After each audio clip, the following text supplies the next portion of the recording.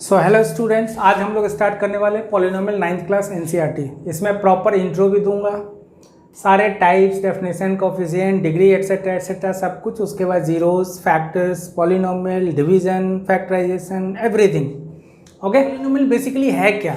ज़्यादातर बच्चे कंफ्यूज रहते हैं पॉलिनोमियल में। ये चीज़ ध्यान दो, पॉलिनोमियल है कोई भी वेरिएबल ले लो, कोई भी वेरिएबल ले लो। हम वन वेरिएबल की बात कर रहे हैं, ठीक है। अगर x की बात करते हो, इसका जो पावर है that should be non negative integer, non negative integer. अब तुम बोलोगे इंटीजर क्या होते हैं? तो भाई नंबर लाइन पे देखो, ये 0 है, 1 है, 2 है, एटसेट्रा एटसेट्रा। ये -1 है, -2 है, ये सारे इंटीजर ही तो हैं। डेसिमल में नहीं होगा, फ्रैक्शन नहीं होगा, ध्यान देना। तो नॉन नेगेटिव मतलब ये वाला पार्ट नहीं होगा। तुम बोलोगे, ये सोच रहे होगे कि सर नॉन नेगेटिव क्यों बोल रहे हो, पॉजिटिव क्यों नहीं, व्हाई नॉट पॉजिटिव? आप ये देखो कि अगर मैं पॉजिटिव बोलूँगा तो मोर देन 0 होगा, यानी कि 1 से स्टार्ट होगा। नॉन नेगेटिव बोला मतलब उसमें 0 भी आ गया, ये नहीं आएगा, नेगेटिव पार्ट नहीं आएगा, ठीक है। इसी का दूसरा नाम है होल नंबर। अब तुम बोलोगे सर आप ये क्यों बता रहे हो, होल नंबर ही क्यों नहीं बता दिया सीधा सीधा? हैं, बच्चे की जान लोगे आप, हैं? तो अब पैटर्न आ गया थोड़ा ऑब्जेक्टिव पैटर्न, सीबीएसई में देख ही रहे हो, और कोविड में तो और ज़्यादा चल रहा है ऑब्जेक्टिव पैटर्न। तो इसलिए ये जानना जरूरी है। आपने होल नंबर कर लिया और आपको नॉन नेगेटिव पता ही नहीं, और पूछ देगा कि exponent of variable in polynomial क्या होना चाहिए, उसमें से होल नंबर नहीं दिया, नॉन नेगेटिव इंटीजर दिया, आपने तो बोला नन ऑफ दीज लगा दिया आंसर। अरे सर ने तो होल नंबर बताया था। तो ऐसा नहीं है, कॉन्सेप्ट पे ध्यान दो कि ये दोनों सेम चीज़ है, ठीक है। तो ये हो गया आपका डेफिनेशन। अब इसके कुछ एग्जांपल देखते हैं कि क्या कैसे हो सकता है। पहले हम एक बात करते हैं, जैसे x है, ये भी पॉलिनोमियल है। मान लो x² है, +1 है, ये भी पॉलिनोमियल है। लेकिन अगर x³ है, +x है, +1 है, क्या ये पॉलिनोमियल है? बिल्कुल है। सबका पावर देखना है। इसका पावर देखो होल नंबर में है प्रॉपर, इसका पावर क्या है? 1। तुम सोचोगे सर इसका पावर, बिल्कुल जी, अभी मैं बताता हूँ। जैसे 5 है तो 5 के साथ कोई भी वेरिएबल नहीं है, this is called constant polynomial. अभी बताऊंगा। ये 5 अकेला ये कांस्टेंट है, इसके साथ वेरिएबल नहीं है, मतलब है तो हिडन है। क्यों? क्योंकि इसके साथ पावर 0 लग गया। तो हम इसका बोल सकते हैं, बाद में मैं बताऊंगा कि डिग्री इसका 0 होता है। तो इसके साथ वेरिएबल है तो, बट वो हिडन है क्योंकि पावर 0 है, कुछ भी नहीं है उसके साथ। तो ये पावर वैल्यू 1 हो गया टोटल। तो अगर आप इसकी बात करोगे कि सर 1 क्यों पॉलिनोमियल हुआ, तो मैं बता चुका हूँ कि इसके साथ x⁴ हो गया। अगर मैं इसको सिंप्लीफाइड फॉर्म में लिखूँ तो ऐसे लिख सकता हूँ आपको समझाने के लिए। यहाँ क्या है? पावर 1 है, यहाँ क्या है? पावर 0 है, इसलिए ये सारे पॉलिनोमियल है, सब पॉलिनोमियल है। अब पॉलिनोमियल क्या नहीं है? अगर मैं 1/x लिखता हूँ तो क्या होगा? एक्चुअल में ये x⁴ है। अब अगर ये ऊपर जाएगा तो x⁻⁻1 होगा। होल नंबर में -1 नहीं आता है। वैसे भी मैंने नॉन नेगेटिव बोला है, तो ये नेगेटिव पावर आ गया, तो ये पॉलिनोमियल नहीं होगा। जैसे मान लो आपको मैंने बोला √x + x, भाई x का पावर 1 है, ये तो परफेक्ट है, बट √x की बात करते हैं। √x का मतलब क्या हुआ? x का पावर कितना? देखो x⁻1/2। भाई रूट तो आपको अभी सिखाया होगा, मेरा पहला वीडियो जाके देख लो, उसमें रूट पे काफ़ी डिटेल में बताया मैंने। स्क्वायर रूट है पावर 1/2, क्यूब रूट है पावर 1/3, एटसेट्रा एटसेट्रा। तो ये पावर 1/2 आ गया। अब ये इंटीजर नहीं है या होल नंबर नहीं है ना, इसलिए ये भी पॉलिनोमियल नहीं होगा। तो इस तरह की चीज़ें हैं। कभी मान लो कि ऐसा आ गया 1/x + x, जैसे ही देखो कि अच्छा ये तो है बट ये नहीं है, तो ये पूरा का पूरा नहीं होगा, ख़त्म। तो ज़्यादा दिमाग नहीं लगाना है इसमें, ठीक है। तो ये हो गया आपका डेफिनेशन कि होता क्या है पॉलिनोमियल। पॉलिनोमियल एक्चुअली, अब इसको बुकिश लैंग्वेज में देखोगे तो बुक में जाकर डेफिनेशन रट्टे मार लो, वो अलग बात है। बट मेरा काम as a teacher innovative way बताना है कि जो हमने अपने एक्सपीरियंस से सीखा है उस चीज़ को आसान बना के आपको बताऊँ। बुकिश लैंग्वेज तो आप भी रट्टे मार लोगे।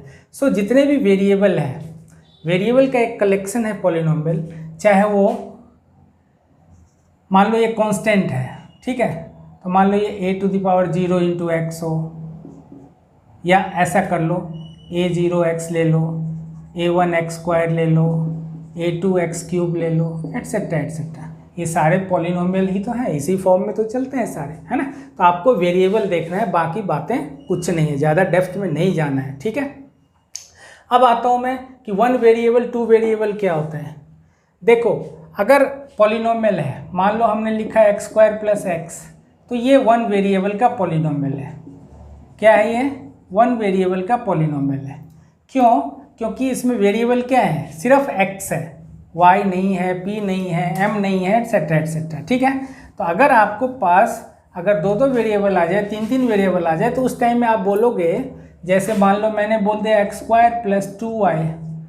अब अगर आपको पूछेगा कि ये पॉलिनोमियल है क्या, बहुत इंटरेस्टिंग क्वेश्चन बता रहा हूँ। ये पॉलिनोमियल है क्या? बिल्कुल है। अगर हम इन दोनों वेरिएबल की बात करें तो इसका भी पावर होल नंबर वाला है, इसका भी पावर होल नंबर वाला है, ये पॉलिनोमियल है, यस, ठीक है।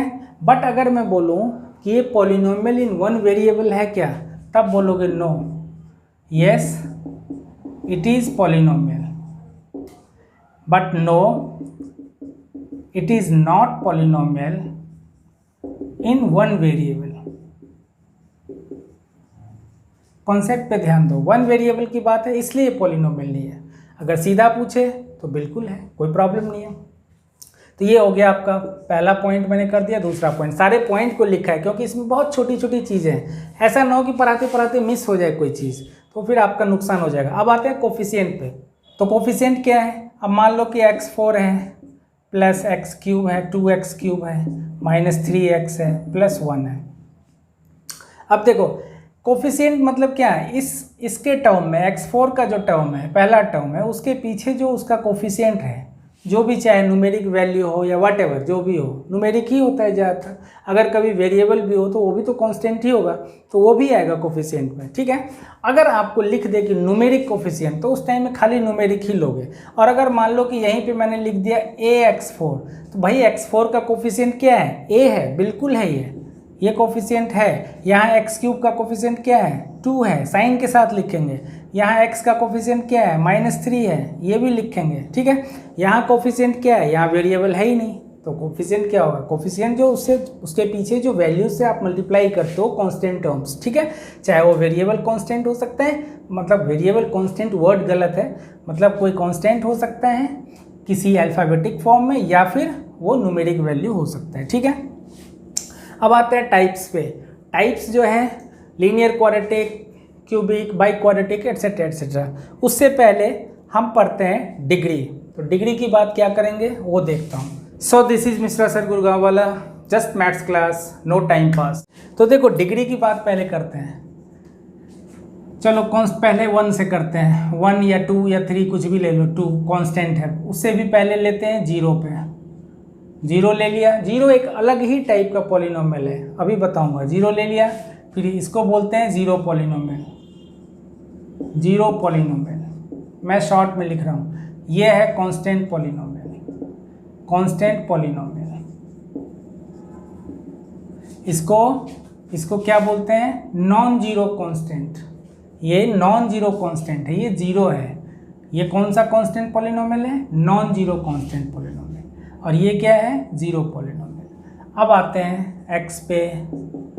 अब आते हैं x² + x + 1, x³ + x, x4 + x² + x, etcetera etcetera. अब देखो डिग्री की बात करते हैं पहले। डिग्री क्या होता है? Degree is the highest power. अब यहीं पे बात करते हैं डिग्री का। डन। डिग्री आपका क्लियर होगा तो उसका नेमिंग भी क्लियर हो जाएगा, ठीक है। डिग्री होता है हाईएस्ट पावर। हम पहले यहाँ से स्टार्ट करते हैं। इसका हाईएस्ट पावर क्या है? 4 है, तो इसका डिग्री हो गया 4, ठीक है। इसको हम क्या बोलते हैं? By quadratic. बाई क्वाड्रेटिक ये है डिग्री। हाईएस्ट पावर क्या है? 3। इसको हम क्या बोलते हैं? Cubic polynomial. ये कौन सा ये सब पॉलिनोमियल का नाम है, ये पॉलिनोमियल का नेम हम लिख रहे हैं, क्यूबिक पॉलिनोमियल। यहाँ डिग्री क्या है? 2 है, तो ये क्या है? क्वाड्रेटिक। डन। यहाँ पे क्या है? डिग्री 1, तो इसको क्या बोलते हो, लीनियर पॉलिनोमियल, करेक्ट है। अब आते हैं इस पे, ये नॉन जीरो कांस्टेंट पे, किसकी बात कर रहे हैं हम, नॉन जीरो कांस्टेंट की बात कर रहे हैं। इसको हम क्या बोलते हैं, non zero constant polynomial. Done, polynomial non zero constant कोई भी होगा, चाहे 1 हो, 2 हो, 3 हो, 4 हो, 5 हो, 10 हो, 50 हो, व्हाटएवर, जो नॉन जीरो मतलब जीरो नहीं है, तो वैसे कांस्टेंट पॉलिनोमियल का डिग्री क्या होगा, डिग्री क्या होगा, 0, बिकॉज हमने आपको बताया था कि अगर अकेला 2 है इसका मतलब इसके साथ into x to the power 0 लगा हुआ है, इसीलिए इसका डिग्री कितना हो गया, 0। इसको आप क्या बोलते हो, नॉन जीरो पॉलिनोमियल या कांस्टेंट पॉलिनोमियल, दोनों बातें हैं। नॉन जीरो कांस्टेंट पॉलिनोमियल भी बोलते हैं या नॉन जीरो पॉलिनोमियल भी बोलते हैं। बेटर होगा कि नॉन जीरो कांस्टेंट पॉलिनोमियल बोलो इसको, ठीक है। अब आते हैं द मोस्ट इंपॉर्टेंट पार्ट, ये अक्सर आता है ऑब्जेक्टिव क्वेश्चन में और ज़्यादातर बच्चे फंसते हैं, ठीक है। जीरो की बात हो रही है, अब तुम सोचोगे कि जीरो भी तो कांस्टेंट ही पॉलिनोमियल है, बट जीरो के केस में क्या है कि इसका डिग्री डिफाइंड नहीं है, इसके साथ वेरिएबल का पावर 0 लगा के आप नहीं कर सकते। ये तभी कर सकते हो जब ये नॉन जीरो है, constant polynomial non zero constant polynomial है, तभी आप x टू दी पावर 0 लगा सकते हो और उसको बोल सकते हो कि डिग्री 1 है। अगर 0 है तो इसका डिग्री क्या लिखोगे, नॉट डिफाइंड। ये अक्सर आता है question, degree of zero polynomial not defined. अब ये पॉलिनोमियल क्या बोलोगे इसको, जीरो पॉलिनोमियल, ठीक है।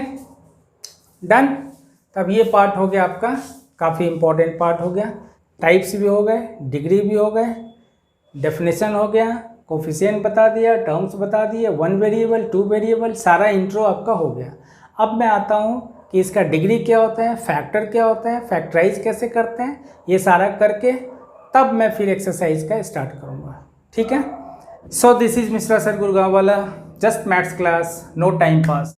अभी मैं 9th का या 10th का कंटिन्यू नहीं कर पा रहा था बिकॉज अभी मैं 12th में बिजी था। 12th वाले ज़्यादा फोर्स कर रहे थे कि सर पेपर आने वाले हैं, थोड़ा वीडियोस वगैरह उसका कर दो, जो भी उनका यूटीज़ वगैरह है, तो I was busy for 12th। तो आपने देखा भी होगा कि अगर मेरे चैनल पे अभी देखो तो 12th के काफ़ी इधर आके हमने 10-15 वीडियोस डाले हुए हैं।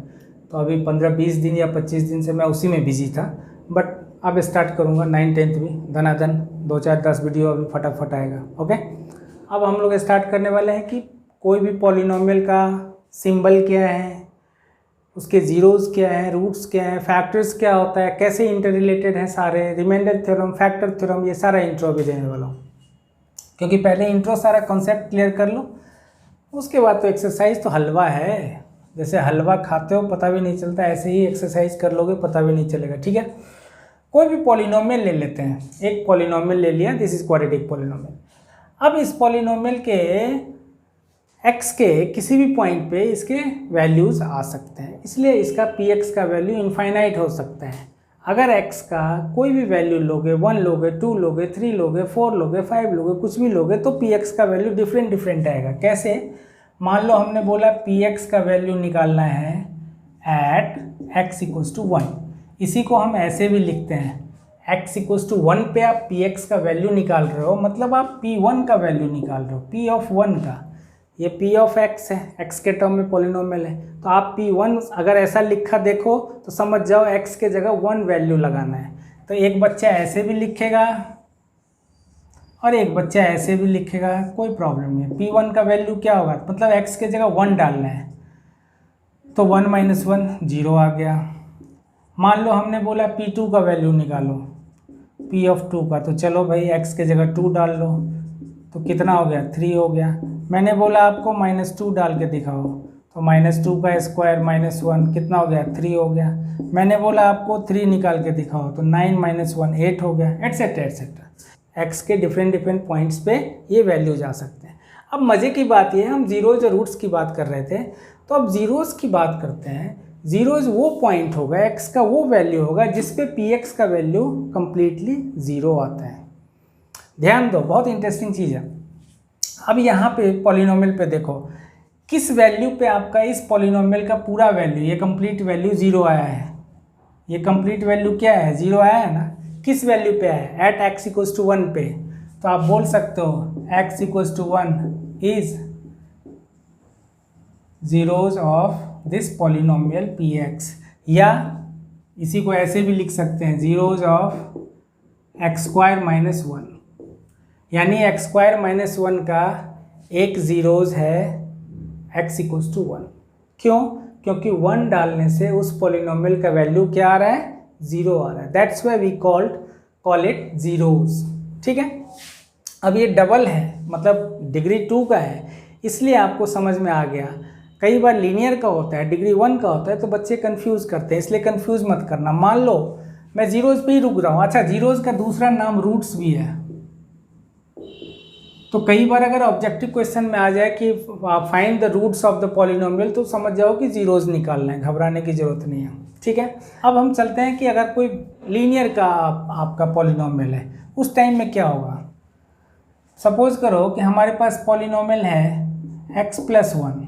ध्यान दो, अब मैं इसमें p1 का वैल्यू निकालता हूँ तो 1 प्लस 1 आ रहा है, 2 आ रहा है। p2 का वैल्यू निकालता हूँ तो ये 3 आ रहा है, क्योंकि x के जगह 2 डाल रहे हो। अगर मैं p माइनस 1 का वैल्यू निकालता हूँ तो माइनस 1 प्लस 1 ये आ गया 0। तो x के जिस वैल्यू पे टोटल वैल्यू 0 आ रहा है वो हो गया उसका जीरोज। तो यहाँ पे क्या लिखेंगे, यहाँ पे क्या लिखेंगे ये बताओ, जल्दी से सोच के बताओ, बोल नहीं रहे हो तुम लोग। वेरी गुड, लिखोगे x equals to minus 1 is zeros of this px, या x equals to minus 1 is roots of this px। तो आपके सिलेबस में रूट्स का ज़्यादा यूज़ नहीं है। रूट्स तो सीख लो बस एक ऑब्जेक्टिव क्वेश्चन के लिए कि कभी आ गया तो बच्चे चौंक न जाए, लेकिन ज़्यादातर क्वेश्चन पे जीरोज़ की ही बात हो रही है 9th में। सो जीरोज़ का ही प्रैक्टिस करो, लेकिन रूट्स का मालूम होना चाहिए कि क्या हो रहा है, रूट्स किसको बोलते हैं। ठीक है, जीरोज़ को बोलते हैं। सो x प्लस 1 जब भी आया तो इसका जीरोज़ क्या हो गया, माइनस 1। अब तुम बोलोगे, दिमाग में ये चलता होगा कि किसी का जीरोज़ निकालना होगा तो क्या मैं हर बार ऐसे तुक्के मार मार के निकालूंगा? बिल्कुल नहीं। ज़रा ध्यान दो, x प्लस 1 इक्वल टू 0 है तो हमेशा इसका उल्टा आएगा, माइनस 1। कैसे? एक और एग्जाम्पल दिखाता हूँ। मान लो हमारा अब की बार में px है, ले लेते हैं x माइनस 3। तब देखो यहाँ p1 का वैल्यू निकालोगे कितना आ जाएगा, 1 डालोगे तो 1 माइनस 3 माइनस 2 आ गया। अगर p2 का वैल्यू डालोगे तो 2 माइनस 3 कितना आ गया, माइनस 1। अगर आप p3 का वैल्यू लोगे तो 3 माइनस 3 कितना आ गया, 0। तो यहाँ पे जीरोज़ क्या हो गया, x इक्वल टू 3। यहाँ पे क्या जीरोज़ आ गया, x equal to 3 is zeros of this polynomial. अब दोनों में रिलेशन देखो क्या है।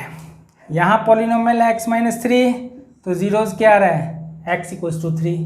यहाँ पॉलिनोमियल है x प्लस 1, तो जीरोज़ क्या आ रहा है, x equals to minus 1। Sign का रिलेशन देख रहे हो, अगर ये पॉलिनोमियल में अगर ये पॉजिटिव में चल रहा है तो ये नेगेटिव में आता है, अगर ये नेगेटिव में है तो ये पॉजिटिव में आता है। ये आता कैसे, या तो ऐसे याद रखो, या आता कैसे है, जब भी आपको जीरोज़ निकालना हो, स्पेशली लीनियर का जो सिंगल वाला है, तो आप उसको इक्वल टू 0 कर लो।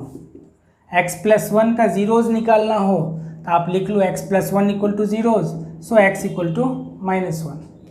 अगर x माइनस 3 पॉलिनोमियल है, इसका जीरोज़ निकालना है तो आप क्या लिखोगे, x minus 3 equal to 0, so x equals to 3। That's it.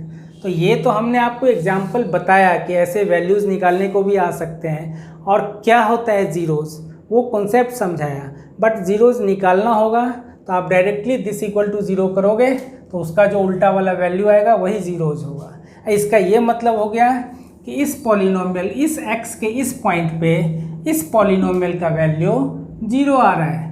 वही बात तो समझाया, x इक्वल टू माइनस 1 पे पॉलिनोमियल का वैल्यू 0 आ रहा है।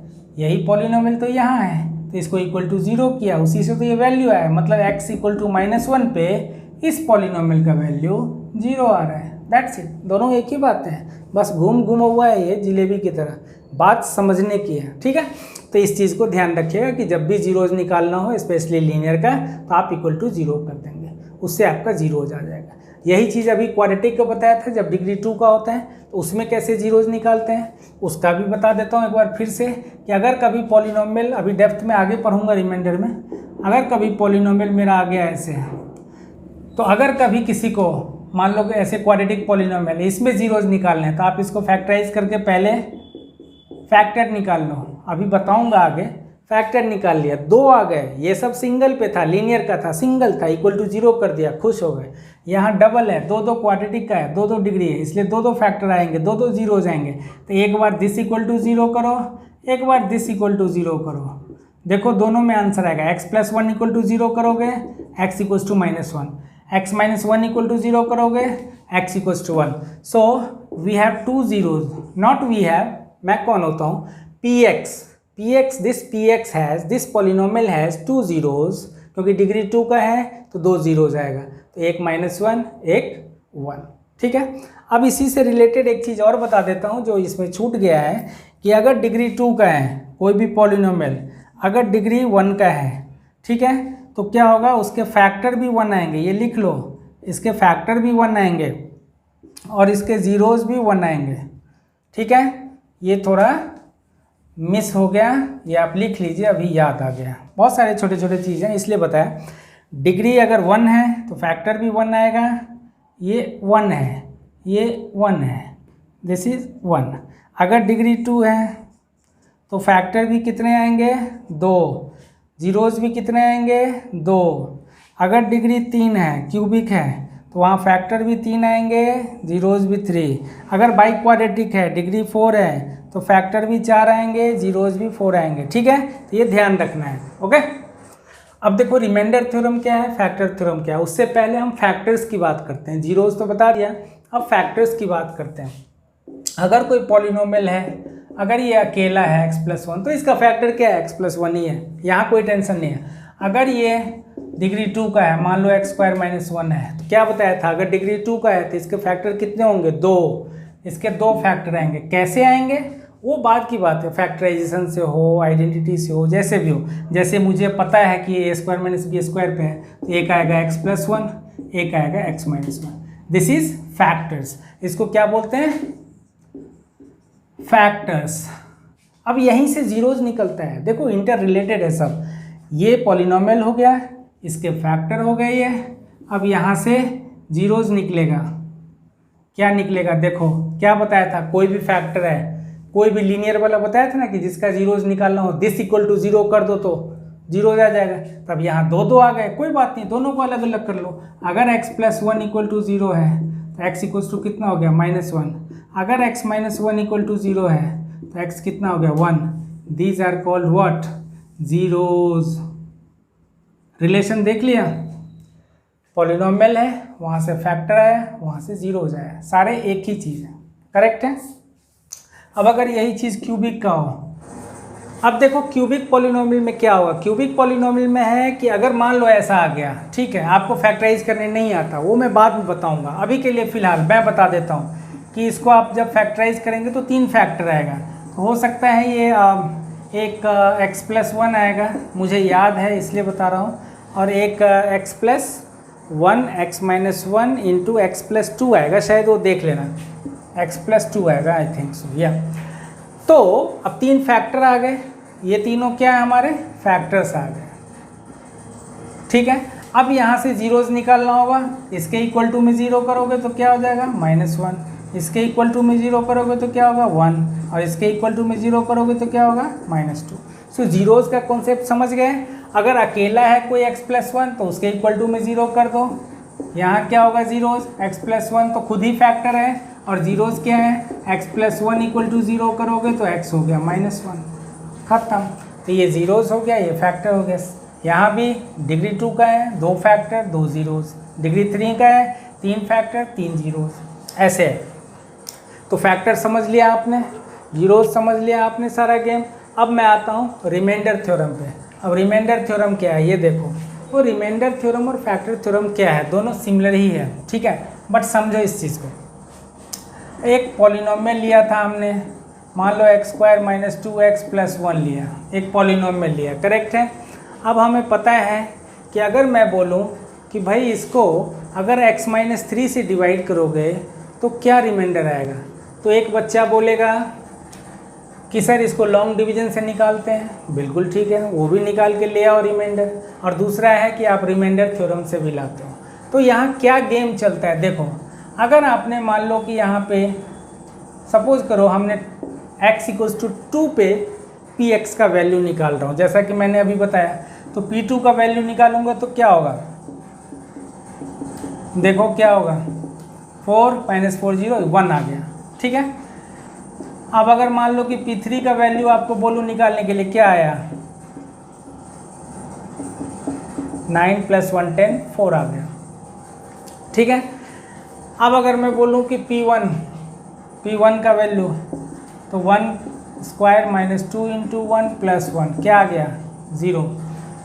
ये मैं पहले भी बता चुका हूँ कि जिस वैल्यू पे पॉलिनोमियल का टोटल वैल्यू 0 आ रहा है, इसका मतलब वो वैल्यू उसका ज़ीरोज़ होगा, करेक्ट है। ये तो एक अलग फैक्टर हो गया कि x = 1 क्या हो गया, ज़ीरोज़ हो गया। देखो मैजिक, x = 1 क्या हो गया, ज़ीरोज़ हो गया। क्यों? क्योंकि इस वैल्यू पे पॉलिनोमियल का वैल्यू 0 आ रहा है, ठीक है। अब अगर इसी से फैक्टर निकालना हो तो एक मैजिक दिखाता हूँ। जो भी फैक्टर होता था ना, उसके इक्वल टू में 0 करते थे तो 0 हो जाता था। जैसे x + 1 फैक्टर है, अब इसके इक्वल टू में 0 करते हो तो ना x = -1 आता है। मान लो x + 3 है, इक्वल टू 0 करते हो तो x = -3 आता है। मतलब फैक्टर का जो साइन है उसका उल्टा साइन जीरोज़ में, फैक्टर का जो साइन है उसका उल्टा साइन जीरोज़ में। मतलब x = 1 जीरोज़ है तो फैक्टर कितना हो गया, x-1। मैजिक देखो। और यही चीज़ कभी कभी ऐसा होता है कि x-1 आपको फैक्टर बताया जाता है, जीरोज़ निकालना है, कैसे निकालोगे? तो भाई x-1 = 0 कर दिया तो x = 1। दोनों तो एक ही गेम चल रहा है, ये बोल रहा है तू, ये बोल रहा है मैं, तू मैं की लड़ाई हो रही है। दोनों जुड़वे भाई हैं। अगर ये नेगेटिव में है फैक्टर तो उसका पॉजिटिव वैल्यू ले लो, जीरोज़ आ गया। अगर वो जीरोज़ पॉजिटिव में है तो उसका नेगेटिव ले लो, फैक्टर आ गया। और कैसे आता है, = 0 करके, ये मैं बता चुका हूँ। अब मैं आता हूँ फिर से पॉइंट पे। मैं पॉइंट पे आ रहा था, ये रिमाइंडर थ्योरम पे आ रहा था, ठीक है। तो अब यहाँ देखो, जिस वैल्यू पे जो वैल्यू पुट करने से कोई ना कोई न्यूमेरिक वैल्यू आ रहा है तो ये क्या हो गया, ये रिमाइंडर हो गया। जब आप 2 से मतलब x-2 से 2 डाले हो, आप यहाँ 2 डाले हो, इसका मतलब क्या, जीरोज़ 2 है ना। फैक्टर कितना है, x-2। मतलब आपने अगर x-2 से इसको डिवाइड किया होगा तभी तो आपने 2 वैल्यू डाला है। यहाँ क्या सिखाया, जो फैक्टर है उसका उल्टा जीरोज़ होता है, जीरोज़ का उल्टा फैक्टर होता है। तो x-2 से डिवाइड किया हमने, या यूँ बोलो कि x = 2 हमने इसमें पुट किया जीरोज़, दोनों एक ही बात है। तो अगर x-2 से आपने डिवाइड किया तो उसका जो जीरोज़ है 2 हमने उसमें पुट कर दिया। अगर कोई न्यूमेरिक वैल्यू आ रहा है तो वो आपका रिमाइंडर हो गया, ये भी आपका रिमाइंडर हो गया, ये भी आपका रिमाइंडर हो गया।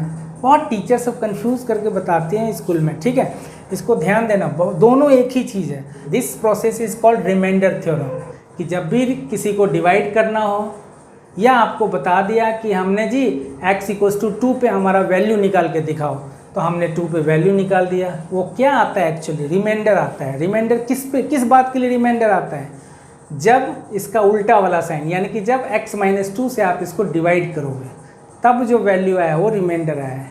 या इसी को हम दूसरे लैंग्वेज में बोलेंगे कि जब इसका जीरोज़ हम इसमें पुट करेंगे तो ये वैल्यू हमारा रिमाइंडर देगा, दोनों एक ही बात है। तो अब कभी भी फ्यूचर में अगर x-2 से इसको डिवाइड करना है, आपको रिमाइंडर निकालना है, सीधा इसका जीरोज़ इसमें डालो, रिमाइंडर निकाल दो 2 सेकंड में। अगर क्वेश्चन में ये नहीं लिखा है कि हमें लॉन्ग डिवीजन से ही करके दिखाओ, अगर क्वेश्चन में ये लिखा है कि आप do it bye long division, तब तो लॉन्ग डिवीजन करना आपकी मजबूरी है, ठीक है। Otherwise you can do it by remainder theorem, ठीक है। अब हम आते हैं फैक्टर थ्योरम पे। अब इसी रिमाइंडर थ्योरम का ट्विंस है फैक्टर थ्योरम। क्यों? क्योंकि जहाँ पे न्यूमेरिक वैल्यू आ गया, रिमाइंडर आ गया, वो तो ठीक है, that is this whole process is called remainder theorem. और जहाँ पे ये 0 आ गया, जैसे ही 0 आया तो यहाँ से ये पता चल गया कि अच्छा 1 डालने से 0 आया है, इसका मतलब 1 क्या है, 1 क्या है, जीरोज, और उसका उल्टा ले लोगे तो x माइनस 1 क्या है, फैक्टर। तो यहाँ से पता चल गया ना मुझे कि फैक्टर क्या है, x minus 1 is a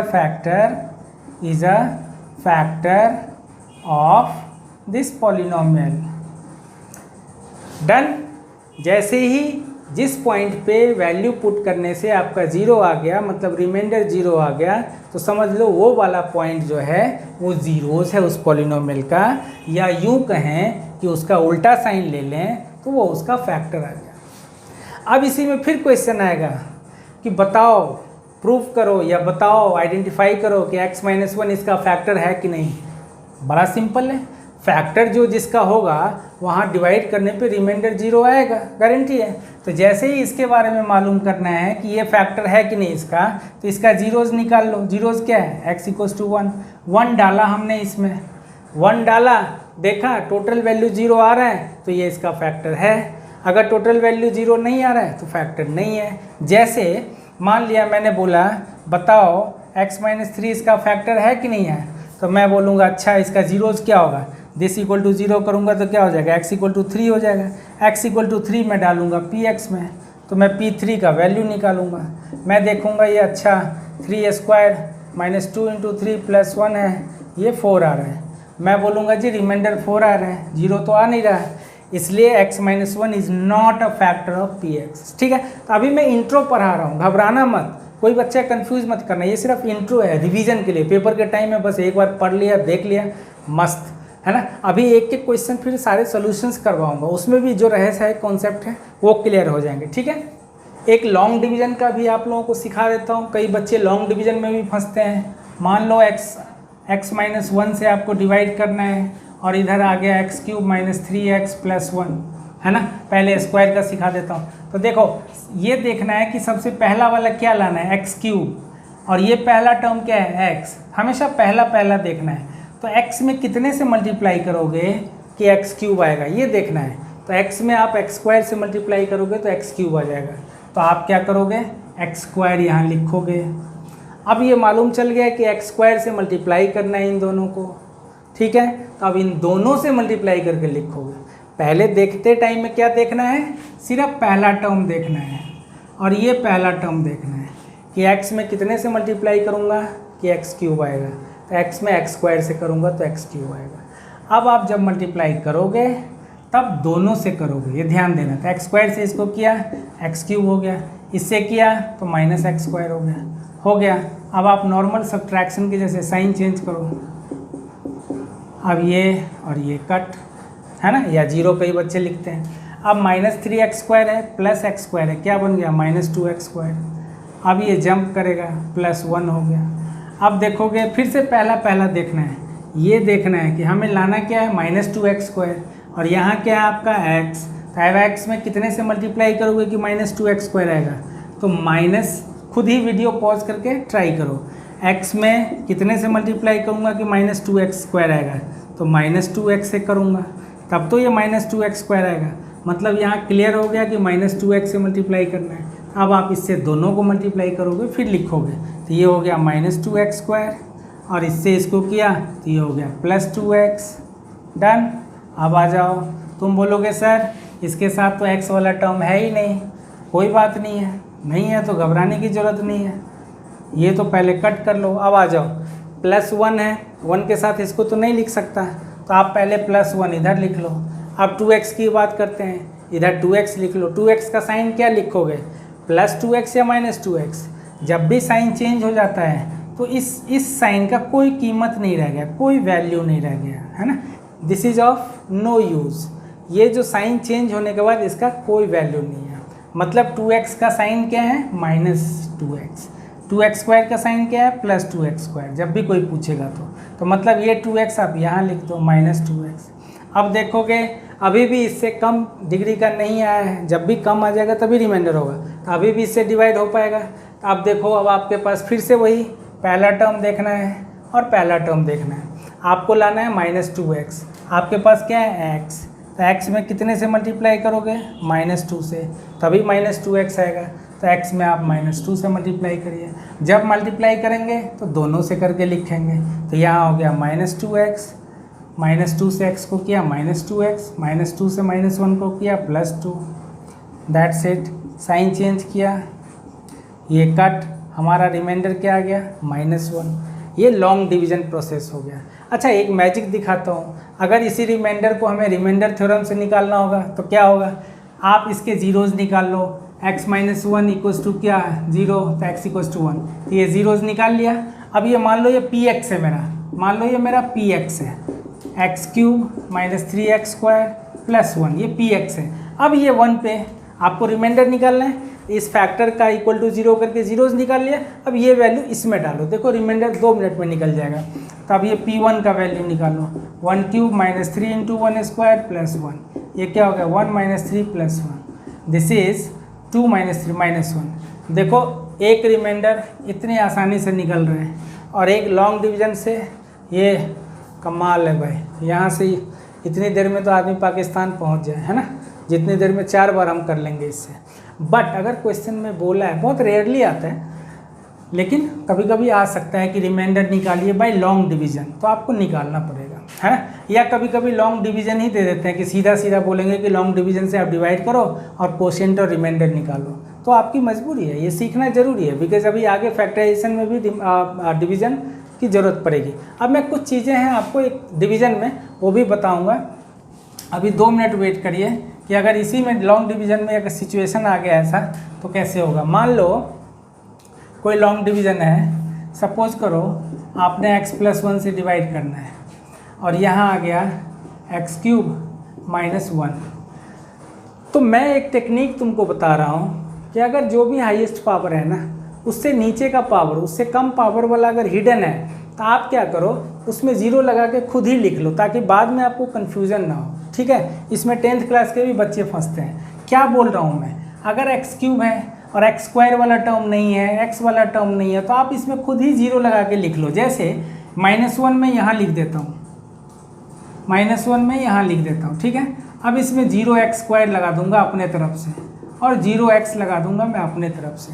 actually 0 लगा रहा हूँ तो कोई वैल्यू हम तो ऐड नहीं कर रहे ना, 0 इज़ 0, उससे तो मैथमेटिकली तो इसके वैल्यू पे कोई फ़र्क नहीं पड़ रहा। नहीं तो तुम बोलते कि सर आपकी प्रॉपर्टी है क्या, जहाँ मर्जी कुछ भी ऐड कर दो, हैं बारात में थोड़ी आए हो। लेकिन नहीं, हम कुछ भी नहीं ऐड कर रहे, बिकॉज हमारा ये 0 वैल्यू है, तो उससे कोई फ़र्क नहीं पड़ता। लेकिन उससे एक फॉर्मेट आ गया कि अगर मल्टीप्लाई करके कोई x³ वाला टर्म होगा तो x³ के साथ लिखेंगे, अगर कभी x² वाला टर्म आ गया तो इसके साथ लिख सकते हैं, अगर कभी x वाला टर्म आ गया तो उसके साथ लिख सकते हैं। जैसे इस तरह का सिचुएशन आ गया, याद है, यहाँ 1 वाला था और यहाँ x वाला था। अब बच्चा यहाँ फंस जाएगा, जिसको नहीं कॉन्सेप्ट क्लियर है वो सोचेगा इसको भी ऐड कर देगा, 2x के साथ 1 को ऐड कर देगा, लिख के आ जाएगा 3x, बोलेगा सर रॉक कर दिया पेपर को एकदम, है ना, मार्क्स भी रॉकिंग आएंगे, है ना। तो ऐसा नहीं कर सकते आप। आपको क्या करना है, यहीं पे अगर जैसे आपने देख लिया कि x³ है, ये 3x² है, तो आपको x यहाँ 0x खुद ही लिख डालो। जब भी आपके डिक्रीजिंग ऑर्डर में स्टैंडर्ड फॉर्म में नहीं हो तो आप खुद उसे स्टैंडर्ड फॉर्म में लिख लो, क्यूब है, स्क्वायर है, फिर x वाला टर्म लिख लो, फिर 1, 0 लगा के, ठीक है, ताकि कभी प्रॉब्लम ना हो। इसको भी मैं करके दिखा देता हूँ। देखो अब x³ लाना है, x से मल्टीप्लाई करना है, किससे करोगे, x² से, तभी x³ आएगा। अब दोनों से मल्टीप्लाई करके लिखो, थोड़ा फास्ट कर रहा हूँ, देखो। अब देखो क्या मज़ा आ गया। अगर यहाँ अगर 0x² आपने नहीं लिखा होता तो आप फंस जाते हैं, आपके पास -1 होता और x² होता, फिर उन दोनों को बहुत हिसाब से लिखना पड़ता है, ठीक है, तो कन्फ्यूज़न होती है। अब यहाँ मुझे कोई कन्फ्यूज़न नहीं है, 0x² है -x² है, क्या हो जाएगा -x²। अब इसको जंप कर लो 0x को। अब आ जाओ -x² लाना है, यहाँ x है, किससे मल्टीप्लाई करोगे, -x से, -x² -x, डन। ये प्लस कट, देखो x के साथ x आ गया, मज़ा आ गया। अब ये +x + 0x, x आ गया। अब इसको ज्वाइन करो -1। अब यहाँ x लाना है, यहाँ x लाना है, हमेशा पहला टर्म देखते हैं, तो x को x से लाना है तो 1 से कर लो, तो ये हो गया x + 1 माइनस कट, -1 कितना आया, -2, दैट्स इट। तो ये हमने आपको लॉन्ग डिवीज़न के कॉन्सेप्ट दे दिए कि आगे काम आने वाले हैं। अब इसके अलावा आएगा आइडेंटिटी का, ठीक है, आइडेंटिटी और फैक्टराइजेशन का स्प्लिटिंग मिडिल टर्म, वो भी आपको बता देता हूँ कि स्प्लिटिंग मिडिल टर्म में क्या होता है एक्चुअली। सपोज करो x माइनस 3 है मेरा, और इधर ले लेता हूँ मैं x प्लस 7 मल्टीप्लाई किया x square plus 4x minus 21। अब बच्चा को मैं ये, तुम लोग नोट कर लेना, इसको मिटा दिया, मेरा हो गया क्वेश्चन तैयार। ये है क्वेश्चन, ठीक है।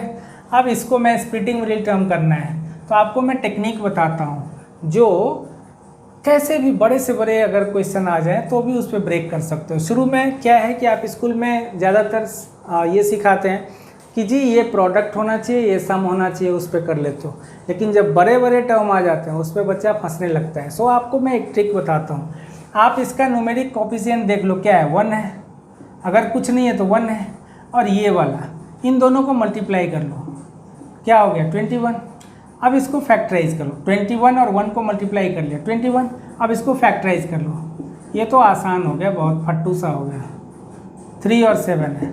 अब यहाँ से पेयर बनाओ इनटू के फॉर्म में, छोड़ना नहीं है किसी भी डिजिट को। तो जैसे एक हो सकता है 3 इंटू 7, एक हो सकता है 21 इंटू 1, ठीक है। ये पेयर, जितने पेयर आ सकते हैं, 3 पेयर 4 पेयर जितने भी है बना लो। अब तुमको ब्रेक किसको करना है, स्प्लिट किसको करना है, 4 को। तुम ये देखोगे कि इस पेयर में से किसको बाय एडिंग और सब्ट्रैक्टिंग, या तो ऐड करके या सब्ट्रैक्ट करके, हमें इसमें से कौन से पेयर को यूज़ करके वी कैन गेट 4, है ना। मैं इसमें से कौन से पेयर को यूज़ करके 4 ला सकता हूँ। तो कोई भी बच्चा देखेगा बोलेगा सर 3 and 7, 3 and 7, है ना। तो आप क्या करोगे, यहाँ पे 3 and 7 पे ब्रेक कर लो। ब्रेक करने के बाद कैसे लिखोगे, 4x लाना है ना, तो 7x माइनस 3x कर लो माइनस 21। इसके बाद का तो आपको आता ही है, इन दोनों में कॉमन लेते हैं। इन दोनों में क्या करते हैं, कॉमन लेते हैं। एक x कॉमन लिया, अभी एक्सरसाइज में सारा करवाऊंगा, ये सिर्फ कॉन्सेप्ट दे रहा हूँ। x कॉमन लिया, x प्लस 7 माइनस 3 कॉमन ले लिया, x प्लस 7। अब ध्यान देना, कई बच्चे को, जो वीक बच्चे हैं, उनको कॉमन लेने में भी प्रॉब्लम है। सो प्लीज़ x, इन दोनों में x कॉमन है, x ले लिया। अगर कॉमन लेने में किसी को कन्फ्यूजन है तो या तो 2 तरीके से सोचे, या तो डिवाइड करके सोचे या मल्टीप्लाई करके सोचे। या तो ऐसे सोचे कि x से इसको डिवाइड करूँगा तो कितना आएगा, x से इसको डिवाइड करूँगा तो कितना आएगा। या दूसरा बच्चा ऐसे भी सोच सकता है कि x से कितना मल्टीप्लाई करूँगा कि x स्क्वायर आएगा, x में कितने से मल्टीप्लाई करूँगा कि 7x आएगा। तो जैसे भी आपको कंफर्टेबल हो वैसे आप कर सकते हो, ठीक है। अब दूसरा important part, this and this must be same. अगर आपके स्प्लिटिंग मिडिल टर्म में कभी भी ये दोनों सेम नहीं है तो आप समझ जाओ कि हमारा कोई ना कोई एरर है क्वेश्चन में, ठीक है। तीसरा इंपॉर्टेंट पार्ट, अगर यहाँ प्लस साइन है, ये प्लस साइन है, तब तो कोई प्रॉब्लम नहीं, इसका साइन तो ठीक है, एज इट इज़ होगा। लेकिन अगर यहाँ माइनस है, जब भी यहाँ ये वाला माइनस है ना, तो आप ये माइनस ही लोगे। तो अगर ये माइनस है तो ब्रैकेट के अंदर साइन चेंज हो जाएगा। क्यों होता है ऐसा, क्योंकि अगर -2 है इंटू मान लो ये है, तो ये माइनस और माइनस मिलके प्लस हो जाता है। तो इसका मतलब जब भी यहाँ माइनस होगा बाहर में, तो इसका उल्टा साइन वहाँ दिखना चाहिए, है ना। मतलब जो ये साइन है उसका उल्टा दिखना चाहिए यहाँ, तभी आप समझ लो करेक्ट हो। तो ये 2-3 टेक्निक आपको बता दिया कि आप मालूम कर सकते हो कि स्प्लिटिंग मिडिल टर्म मेरा सही जा रहा है कि नहीं जा रहा है। अब ये दोनों सेम हो गया, x प्लस 7 ले लिया और x माइनस 3 ले लिया, दीज आर फैक्टर्स। अब इसी में मैं क्यों बता रहा था कि ऐसे डिफ़िकल्ट क्वेश्चन, कि अब देखो फिर से एक क्वेश्चन बना रहे हैं टफ वाला।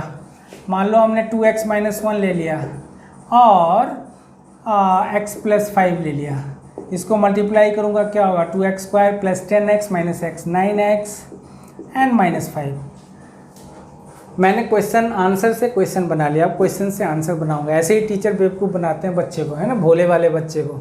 अब देखो तुम लोग भोले वाले हो, मैंने आंसर से क्वेश्चन बना लिया, अब इसी को स्प्लिट करूंगा, यही आएगा। बट थोड़ी देर के लिए आप इसको मत देखना, ठीक है। हमने उसमें दरार बना दी एकदम, इंडिया पाकिस्तान का लाइन ऑफ कंट्रोल, ठीक है।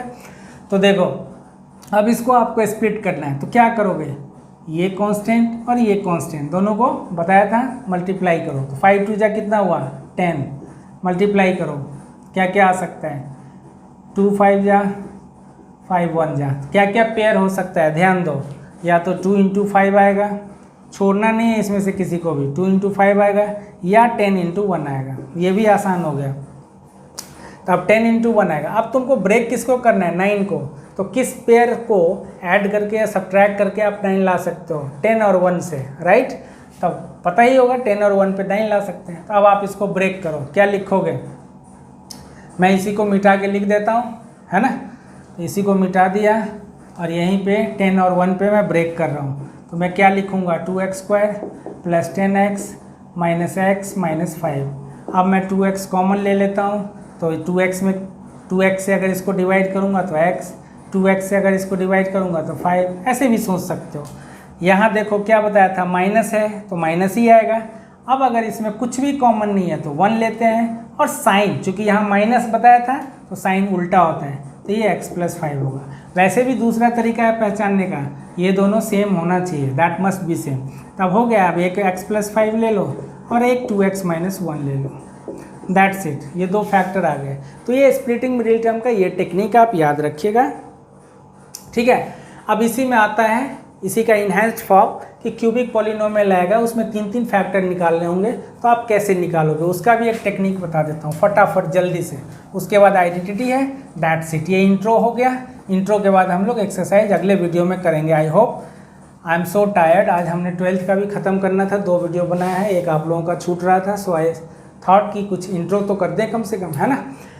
अब अगर कभी क्यूबिक पॉलिनोमियल आ जाता है कोई, मान लो अभी ये भी क्वेश्चन मैं खुद ही बना लेता हूँ, मान लो x - 1 है एंड x + 3 कर लेते हैं, तो इससे क्या हो जाएगा x³ एंड -x + 3x² - 3। तो ये क्या बन गया, इसको स्टैंडर्ड फॉर्म में लिखूंगा तो क्या हो गया, -x - 3।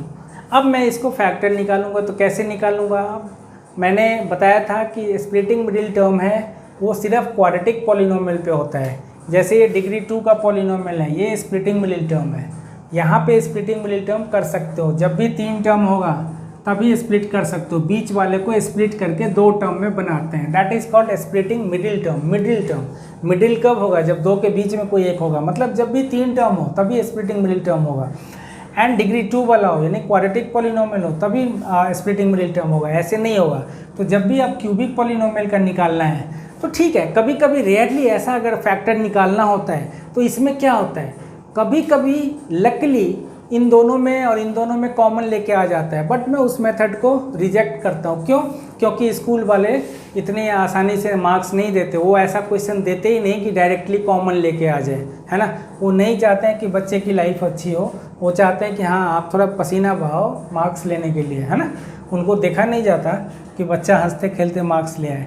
इसलिए जब भी क्वेश्चन देंगे तो वो इतना आसान नहीं देंगे कि ये कॉमन लेके आ जाए। कहने का मतलब मैं जो आपको सिखाने जा रहा हूँ वो सिखाने जा रहा हूँ हिट एंड ट्रायल मेथड। जब भी क्यूबिक पॉलिनोमियल आए और आपको इस तरह का है जो ये क्यूबिक किसी आइडेंटिटी पे भी नहीं जाएगा, स्प्लिटिंग पे भी नहीं जाएगा, कॉमन भी नहीं होगा, तब क्या करोगे? सबसे पहले तुक्का निकालेंगे। तुक्के से पहले एक फैक्टर निकालेंगे। कैसे? देखो, इस 3 का फैक्टर निकालो। देखो तुक्के से 3 का फैक्टर क्या हो सकता है, या तो +1 या -1, क्योंकि यहाँ -3 भी है, और या तो +3 या -3। अगर जिस बच्चे को समझ में नहीं आए तो वो भी छोड़ दो, सीधा सीधा याद रखो। एक बार 1 पुट करके देखो 0 आता है कि नहीं, -1 पुट करके देखो 0 आता है कि नहीं, 2 पुट करके देखो, -2 पुट करके देखो, 3 पुट करके देखो, ऐसे 1-2 में आ ही जाता है। लेकिन अगर ये मालूम है तो इससे थोड़ा आसान हो जाता है। चलो मैं 1 पुट करके देखता हूँ, माई लक देखता हूँ। 1³ 3 × 1² -1 + 3, अब सॉरी -3। अब ये कट गया, ये और ये कट गया। सो इतना अच्छा, मज़ा आ गया, एक ही बार में आ गया।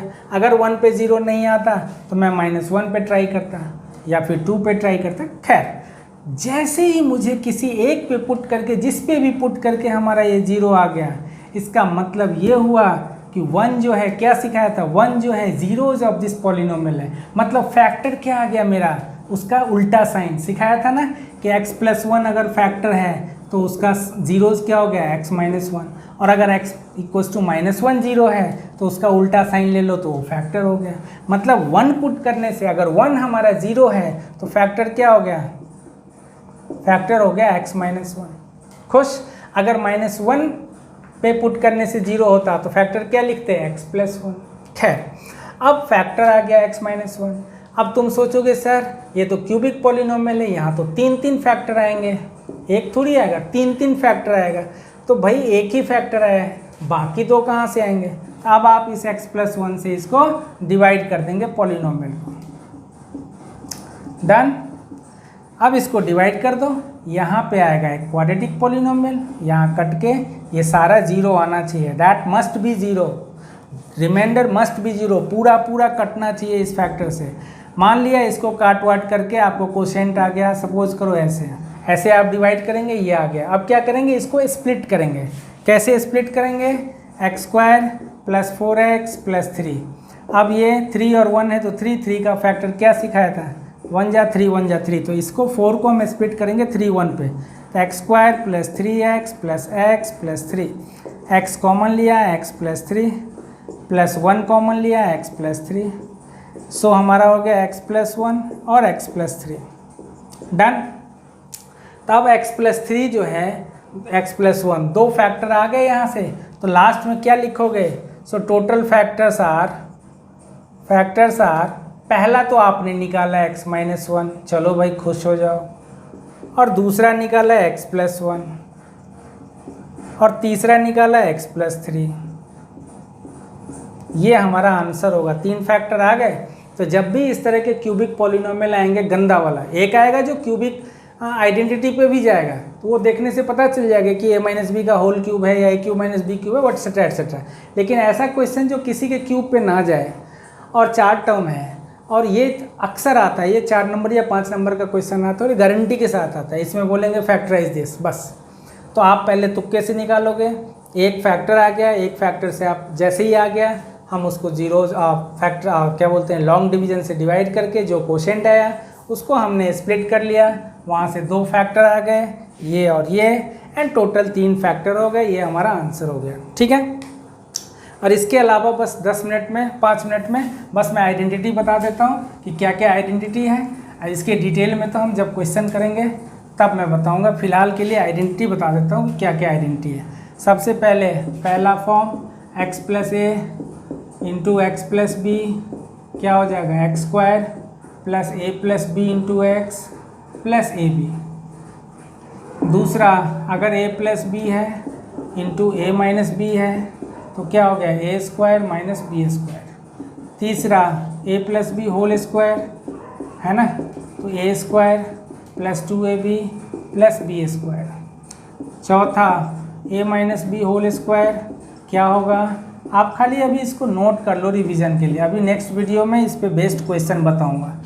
a + b होल क्यूब, तो a³ + b³ है ना, a³ + b³ + 3ab × a + b। इसी को टीचर कई बार ऐसे मल्टीप्लाई करके भी करवाती है, ध्यान देना, मैं और करके लिख देता हूँ, a³ + b³ + 3a²b + 3ab²। क्या लिख रहे हैं, 3ab²। अगर इसी का माइनस वाला लोगे, a - b होल क्यूब, यहीं 6 में, तो देखो यहाँ a³ - b³ - 3ab × a - b। मुझे ये फॉर्मूला ऊपर वाला अच्छा लगता है। क्यों अच्छा लगता है, बिकॉज इसमें प्लस माइनस का झंझट नहीं है। प्लस वाले में सारे प्लस में आते हैं और माइनस वाले में सारे माइनस आते हैं। बाद में अपना मल्टीप्लाई करते रहो, जैसे मर्जी बनाते रहो। लेकिन अगर कोई बच्चा ये वाला मेथड लिखता है, कई जगह मैडम सब ये करवाती है और वाला मेथड, तो वहाँ कन्फ्यूज़न होता है, वो याद रखना। देखो a³ - b³, अब इससे इसको मल्टीप्लाई करोगे तो 3a²b, और इससे इसको करोगे तो 3ab²। अब देख रहे हो बच्चे इसमें कंफ्यूज करते हैं कि सर यहाँ माइनस होगा कि यहाँ माइनस होगा कि यहाँ प्लस होगा। इसलिए मैं बच्चे को बोलता हूँ कि ये प्रेफर करो कि ये सारे प्लस और ये सारे माइनस, बाद में मल्टीप्लाई करना है तो कर लो, नहीं तो इसी से हो गया तो हो गया। उसके बाद a³ - b³ का भी है, 3 फॉर्मूला और है, वो लिखवा के आज का वीडियो ख़त्म करते हैं। 7 में क्या करना है, a³ - b³ एनसीईआरटी में नहीं है, इसको एक्सरसाइज में एज ए क्वेश्चन डाल दिया है। आपको ऐसा ज़िंदगी भर के लिए याद रखना है, ये फॉर्मूला है ना। तो एनसीईआरटी बहुत धोखा भी देता है कभी कभी। तो ये हो गया a - b × a² + ab + b²। देखो इसको याद रखने का टेक्निक क्या है, अगर ये माइनस में है तो ये भी माइनस में है, और ये माइनस में है तो ये प्लस में है। ये वाला हमेशा प्लस में होगा, इसका कोई टेंशन नहीं है। यहाँ इन दोनों में रिलेशन देखना है, अगर ये माइनस है तो ये भी माइनस, इसका उल्टा प्लस। देखो ए क्यूब प्लस बी क्यूब में क्या होगा, अब ये प्लस में है तो ये प्लस में, और अगर ये प्लस में है तो ये माइनस में, और ये वाला प्लस में ही होता है। तो इस दोनों को याद रखने का एक टेक्निक है। यहाँ पे क्या है, इन दोनों का होल क्यूब है, इसमें तो सीधा a cube b cube 3ab into a plus b, ये आसान है याद रखना, या माइनस वाले में सारे माइनस। ये कन्फ्यूज़न है, दोनों में बच्चे कन्फ्यूज़ करते हैं, कई बार वहाँ ये फॉर्मूला लगा देते हैं और इसमें ये वाला। ध्यान रखना ये ए प्लस बी का होल क्यूब है, और ये क्या है a cube minus A cube plus b cube है, ये दोनों सेपरेट है, वहाँ होल क्यूब है, ये अलग अलग क्यूब है। सो ज़िंदगी में याद रखना कि ए स्क्वायर माइनस बी स्क्वायर, चलो ए स्क्वायर प्लस बी स्क्वायर है। बच्चे बुढ़ापे तक कंफ्यूज करते रहते हैं कि सर ये a plus b whole square लिख देते हैं उसको।